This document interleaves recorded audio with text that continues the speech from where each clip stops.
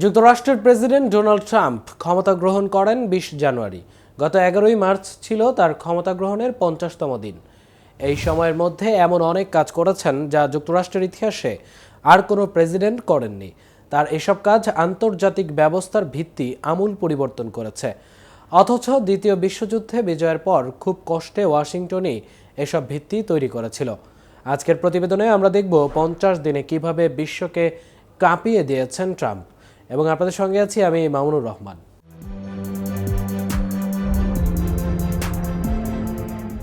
Russia Ukraine যুদ্ধ নিয়ে যুক্তরাষ্ট্র যে অবস্থানে ছিল, ট্রাম্প ক্ষমতা গ্রহণের পর কোনো ধরনের আনুষ্ঠানিকতা বা বিকল্প কৌশলগত রূপরেখা ঘোষণা না করেই কিয়েভকে ছুঁড়ে ফেলেছেন।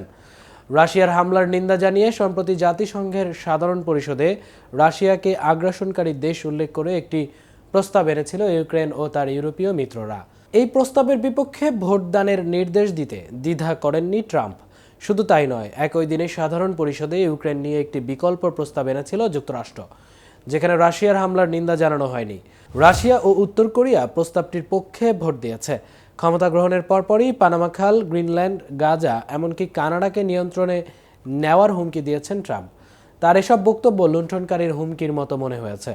মঙ্গলবার কানাডা যুক্তরাষ্ট্রের সীমান্তকে কৃত্রিম বিভাজক রেখা বলে মন্তব্য করেছেন রিপাবলিকান পার্টির এই প্রেসিডেন্ট। ওয়াশিংটনের ওভাল অফিসে ভলোদিমির জেলেনস্কির সঙ্গে উত্তপ্ত বাক্য বিনিময়ের পর ইউক্রেনে অস্ত্র ও মার্কিন বাণিজ্যিক উপগ্রহ চিত্র তথা গোয়েন্দা তথ্য সরবরাহ আংশিক বন্ধ করেছিলেন ট্রাম্প। তবে রাশিয়ার সঙ্গে ৩০ দিনের যুদ্ধবিরতিতে রাজি হওয়ার পর কিয়েভের উপর থেকে মঙ্গলবার এই দুই নিষেধাজ্ঞা প্রত্যাহার করেছে যুক্তরাষ্ট্র। মিত্রদের যুক্তরাষ্ট্রের অর্থনীতির রক্তচোষা তকমা দিয়ে তাদের উপর শুল্ক আরোপ করেছেন ট্রাম্প। ন্যাটো মিত্রদের আস্থায় ফাটল ধরিয়েছেন।